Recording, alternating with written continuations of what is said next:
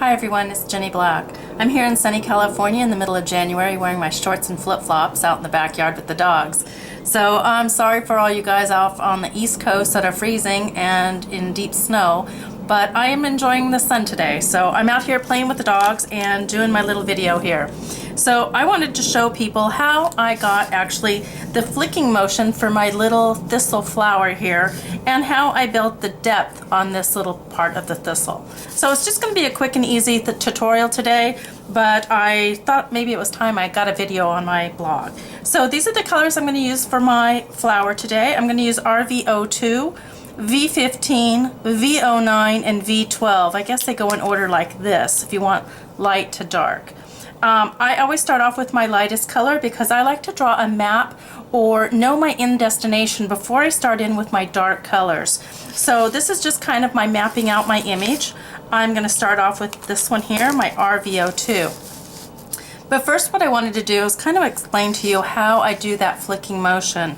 It's a little bit tricky and you're probably going to want to practice on some scrap paper before you get started on an actual image, but this is how I do it. My son is a pilot, and before he got his license he had to do a lot of touchdowns and takeoffs before he actually was able to get his license. So that's the analogy I like to use. He would come down with his airplane, come down and do a very light touchdown, and then he'd take off again and go back up. He'd come down, barely touch, back up. And that's what we're doing here, is we're barely touching and lifting back off. And that gives you that nice flicking motion that is light on the end, a little bit heavier in the middle, and lighter at the end of your stroke. So basically, you're just kind of twisting your ink like this, or you're twisting your wrist so that it hits the paper and lifts back up, hits the paper, lifts back up. That's the motion that we want to do. If you want a wide stroke, you can do it like, whoops, you can do it with more of the side of your pen. And if you want more of a little strandy kind of color, then kind of like if you're coloring hair or something like that, or these little parts of this thistle flower, then you're going to do it straight up. Can't really see underneath my hand, I'm sorry, but that's going to get you a skinnier stroke. So side for a fat stroke, straight up for a skinny stroke. So here we go, let's get started and get our little plan going. This is basically just an underlying color. I'm going to actually use 4 colors, so I'm not really counting this in my 3. It's just basically a map. It's much less intimidating to have some color down, just a light color, before you start in with those dark colors. So there's my map. I did it with an RV02. If you want, you can even do it with a lighter color, RV00. Now I have my 4 colors, or my 3 colors. These are my 3 main colors that I'm going to be using, and I'm going to start off with my lightest color, my V12. So I'm going to take my V12, and this one here I'm going to have sticking out the top third of my picture. So I'm going to have 1/3 of my lightest color showing out the top, 1/3 of my medium is going to be in the middle portion of my image, and 1/3 down here is going to be my dark. I know I'm upside down, sorry about that. So light is 1/3, which means I'm going to have to go all the way up to the top. That original color was just to lay down my map.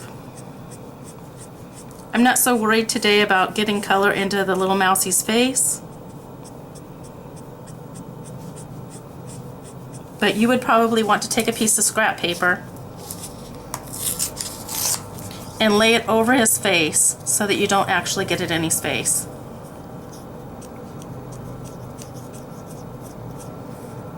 You can't really see my stroking motion because my hand is usually in the way, but there is my lightest color.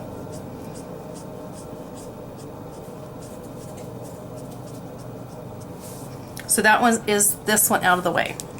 Now we're going to go to our medium color, which is my V15, and I'm only going to go 2/3 of the way up.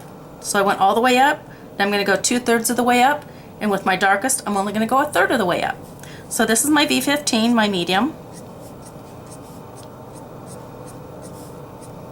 Going 2/3 of the way up. Every once in a while you might have a couple stray little guys go up to the top. Again, if you're afraid of getting the color in his face, just put a piece of scrap paper on there.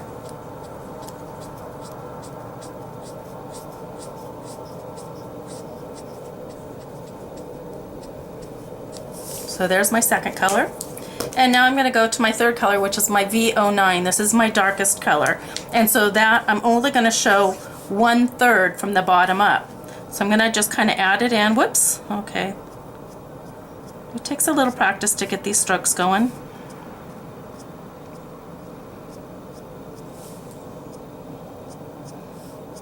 You can have a couple stray guys going up. Kind of adds a little bit of character to your image.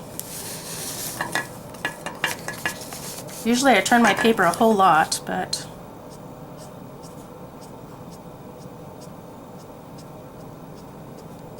you can see obviously I went a little bit more than 1/3.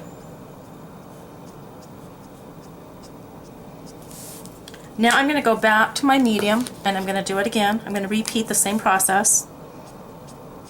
This is just to fill in a little bit more.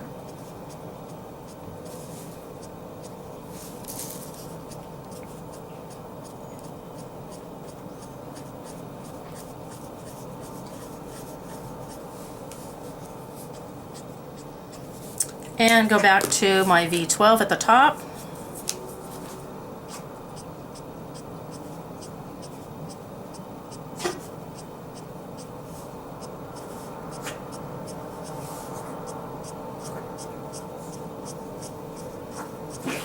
And it's pretty much done. However, I am going to go back to my original color that I started my little map or destinations with, and I'm going to... The dogs are arguing under the table. I apologize about that.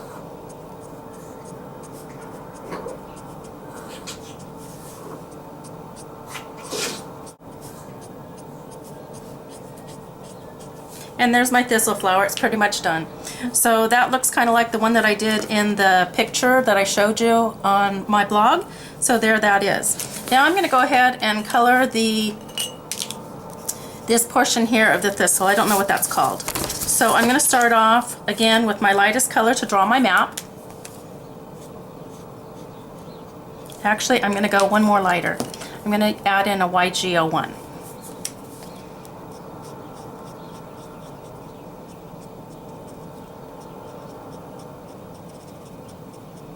So I'm still kind of flicking towards the center.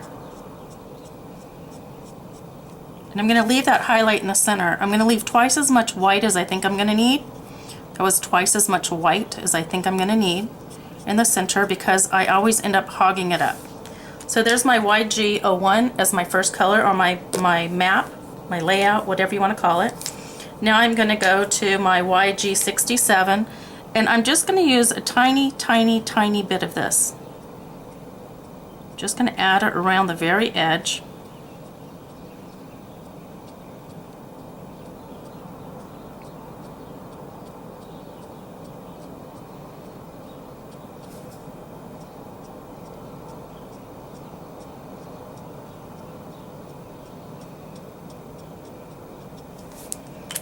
That was my YG67. Now I'm going to take my YG63 and I'm going to pull from that. I'm going to kind of dilute it a little bit and kind of pull it out a little bit, heading towards the top of my hill. So these would be my two valleys. The center of this would be my hill. So the hill always gets more light, or the highlight, and the valleys, the things that are further away from the light, are going to get the shading.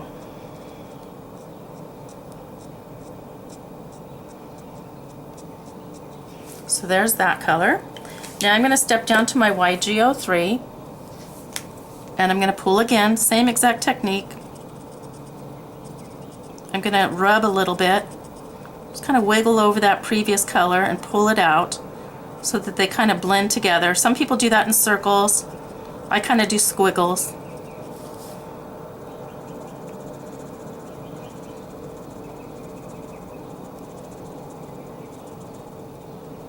Kind of pulling that color out towards the center. I'm also going to look at my little spikes that I have here, and I'm kind of going to just kind of fill some of those in with this lighter color.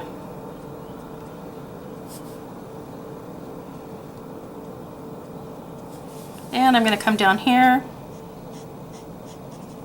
darken this up a little bit. I could get carried away and start doing the whole image, but we don't have that much time on this little video. So there's that color. Then I'm going to finish it off with my YG01, my original color that I used.